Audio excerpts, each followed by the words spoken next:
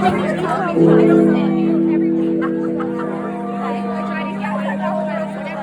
before we start, I need to say thank you. I came very close to not being here anymore a few weeks ago. My diabetes went crazy and nearly shut down my kidney. The doctors told my wife to gather the family, and I was in critical condition.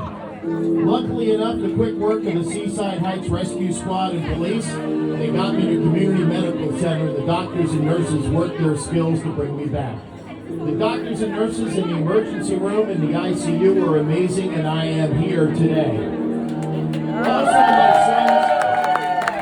Also, my sons Bradley and Connor, who saw things no child, no matter how old, should ever see their parent go through. I was never prouder of both of them. No longer kids, but men, husbands, and fathers. And finally, my wife, Marianne. She has had to live with this for years now, but nothing that like happened a few weeks ago.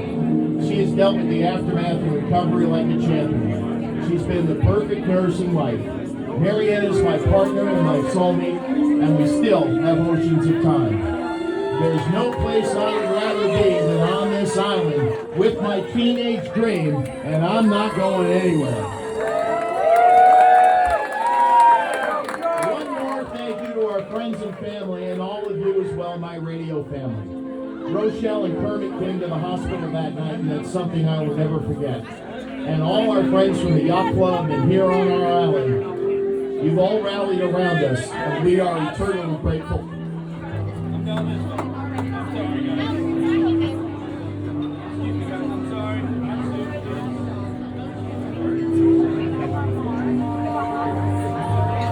It was July 1968. My first real memory of the Jersey Shore, the Avon Inn right on the ocean. Every summer, my parents would stay there for 2 weeks. My grandparents had an apartment in Belmar right across the bridge. Poppy was the chief of police in Jersey City, so getting away was a big deal. I can remember him throwing me into the pool and buying me sand toys on the Avon Boardwalk. My other grandmother was always in Spring Lake. This particular summer, she rented a house instead of staying at the Essex and Sussex. My cousins had to come down for a few days, and I remember walking into the house that they rented, and on the TV was Cousin Brucey and Little Miss America from Palisades Park. Being the only boy in the room, I wanted to watch anything else. Fast forward to 1975, again the Avon Inn. It was the year between junior and senior year in Holy Trinity High School in Westfield. My parents got me my own room, and well, game on. My friends Kevin, Billy, and Bobby came down to hang out.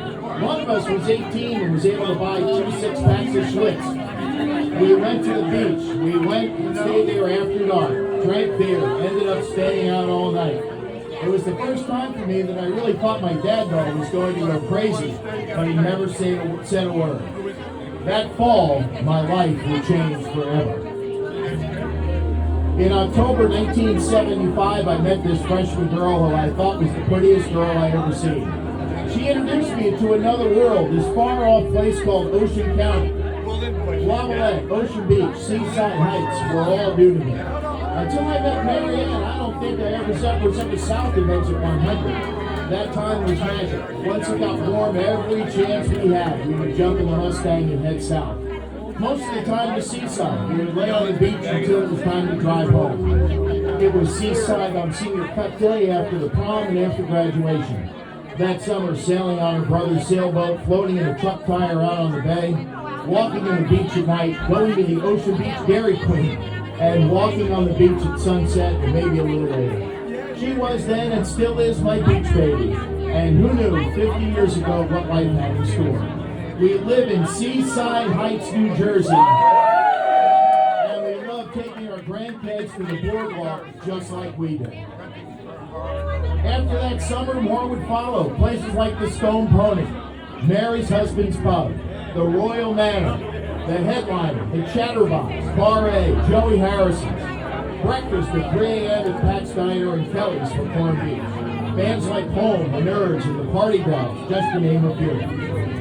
That was just my Jersey Shore story, but I'm sure yours is different, but not really. That's the thing about the Jersey Shore. We all have stories, precious memories of friends, loved ones, cars, high school girls and boyfriends. We had endless summer nights watching the sun come up, staying out all night, walking the boards, playing games, boardwalk food, lots of beer, and never realizing that our parents were worried sick. Down the shore, one thing we're all united about. We'd argue about Taylorham or Portland, whether Central Jersey exists, Seton Hall and Rutgers, Devils and Rangers, Giants and Jets, but everybody loves someplace on the Jersey Shore. Sandy Hook, Long Branch, Asbury Park, Belmar, Seagirt, Point Pleasant, Bayhead, Chadwick, Ocean Beach, Lavalette, Seaside Heights, and LBI. We all have our spot. Some stay the summer, others for a week, or day trips. You might own a house, rent one for a couple of weeks, or stay in a hotel. 130 miles of sand from the Hook to the Cape. It's all ours, and what we do, it's in our DNA. We are New Jersey. All of our trips down the shore started with a school bell rang. At the end of the day, you and your girlfriend jumped in your ride.